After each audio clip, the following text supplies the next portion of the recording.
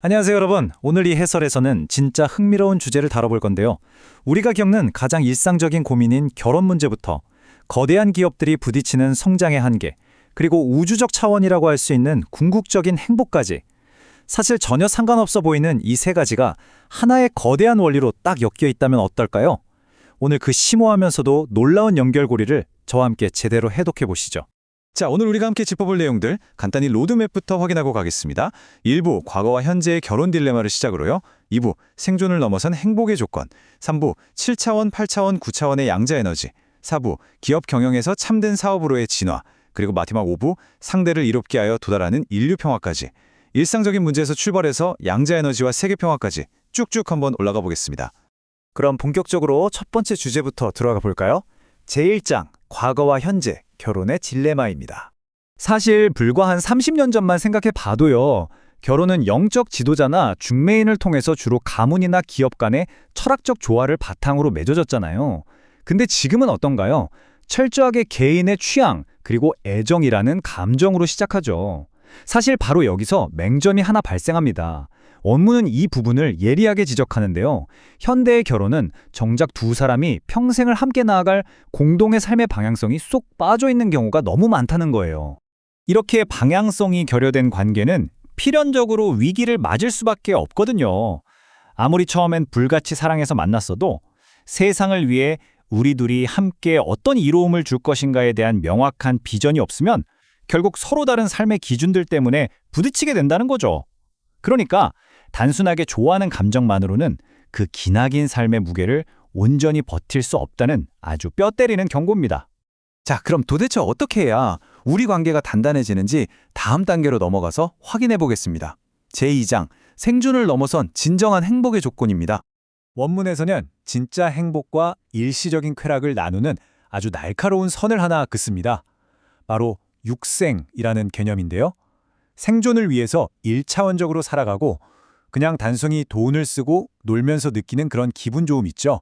그건 그냥 육신적인 차원에 머무는 삶, 즉 육생이라는 거예요. 우리가 흔히 느끼는 그 일시적이고 표면적인 좋음과 인간으로서 도달해야 할 한 차원 높은 진정한 행복은 완전히 다른 차원의 이야기라는 걸 명확히 해야 한다는 거죠. 그럼 그 진정한 행복은 도대체 어떻게 만들어지느냐? 이게 진짜 재미있는 파급 효과를 만들어내거든요. 자, 1단계, 즐거움은 내가 상대를 이롭게 해서 그 사람이 좋아지는 모습을 볼 때 비로소 창조됩니다. 그리고 2단계, 기쁨은요. 내가 만든 그 즐거움이 세상으로 퍼져나가서 즐거워진 사람들을 내가 잘 이끌어줄 때 탄생하죠. 마지막 대망의 3단계, 행복은 그렇게 내가 이끌어준 사람들에게 진정으로 깊은 존경을 받을 때 그때 완성된다는 겁니다. 이제 이 해설의 철학적 코어, 가장 깊은 곳으로 한번 상승해 보겠습니다. 제3장, 7차원, 8차원, 9차원의 양자 에너지입니다. 방금 우리가 나눴던 그 감정의 단계들 있죠?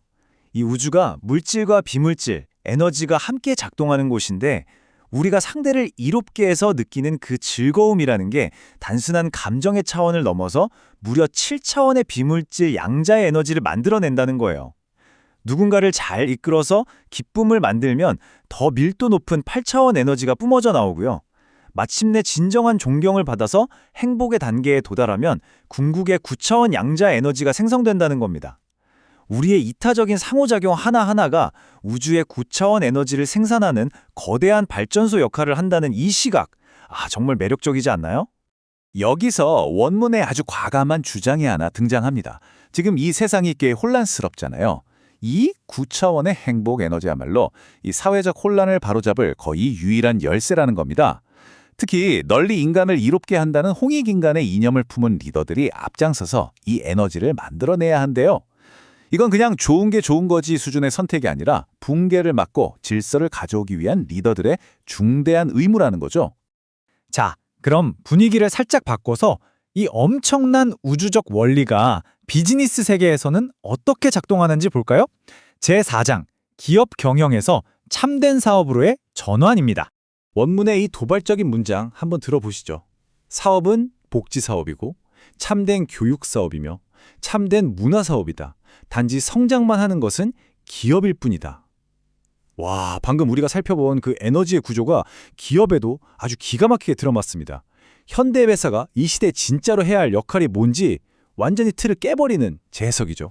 그러니까 정리를 좀 해보자면 오직 돈 버는 거, 덩치 키우는 거, 생존하려고 끊임없이 인수합병하는 거에만 목을 맨다면 그건 아직도 과거의 경영 패러다임에 갇혀 있는 거란 뜻입니다.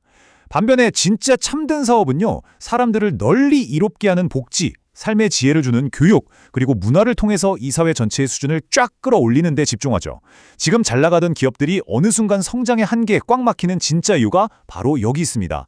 경영에서 참된 사업으로 진화해야 하는 이 거대한 시대적 흐름을 제대로 읽지 못했기 때문이죠. 근데 가장 심각하고 근본적인 위기는 따로 있습니다. 바로 기업 안에 이런 철학과 문화를 이끌어줄 정신적 지도자가 너무나도 부족하다는 거예요. 도대체 어떻게 참된 사업으로 방향을 틀어야 할지 철학적 나침반이 없다 보니까 기업 리더들 본인은 물론이고 그들의 배우자들까지 이 거대한 전환기 속에서 완전히 길을 잃고 방황하고 있다는 겁니다. 자, 이제 이 흩어져 있던 퍼즐 조각들을 하나로 쫙 맞춰볼 시간입니다. 제5장, 상대를 이롭게 함과 인류 평화입니다. 그러니까 오늘 내용의 핵심이 뭐냐면요. 개인적인 부부관계든 수만 명이 일하는 거대한 기업이든 결국 궁극적으로 향해야 할 도착지는 똑같다는 겁니다. 진정한 성공이라는 건 둘이 얼마나 애정이 넘치냐 혹은 올해 영업이익을 얼마나 냈냐가 아니라요. 상대를 이롭게 한다는 홍익인간의 이상을 삶에서 그리고 비즈니스에서 얼마나 실현하고 있느냐에 달려있다는 거죠. 상대를 이롭게 하면 7차원의 즐거움이 연쇄적으로 터져나오고 이렇게 켜켜이 쌓인 존경의 9차원 에너지가 모여야 비로소 진정한 인류 평화의 기반이 만들어진다는 겁니다. 참 놀랍지 않나요? 일상적인 결혼의 문제와 비즈니스의 방향성이 상대를 이롭게 한다는 이 보편적인 우주적 법칙 아래서 아주 완벽하게 하나로 묶이는 겁니다. 오늘 해설을 통해 여러분도 느끼셨겠지만 행복은 그저 가만히 있는다고 운 좋게 하늘에서 뚝 떨어지는 감정이 절대 아닙니다. 누군가를 진정으로 이롭게 할 때 비로소 내 손으로 창조해내는 엄청난 고차원의 에너지죠. 마지막으로 여러분께 이 도발적인 질문 하나를 던지면서 마무리할까 합니다. 당신은 지금 상대를 이롭게 하는 참된 삶의 방향을 공유하고 있습니까? 여러분의 가장 가까운 관계, 그리고 매일 출근하는 그 일터가 과연 진짜 차원의 에너지를 생산하는 방향으로 나아가고 있는지 한번 깊게 성찰해 보시는 시간이 되었으면 좋겠습니다. 오늘 준비한 해설은 여기까지입니다.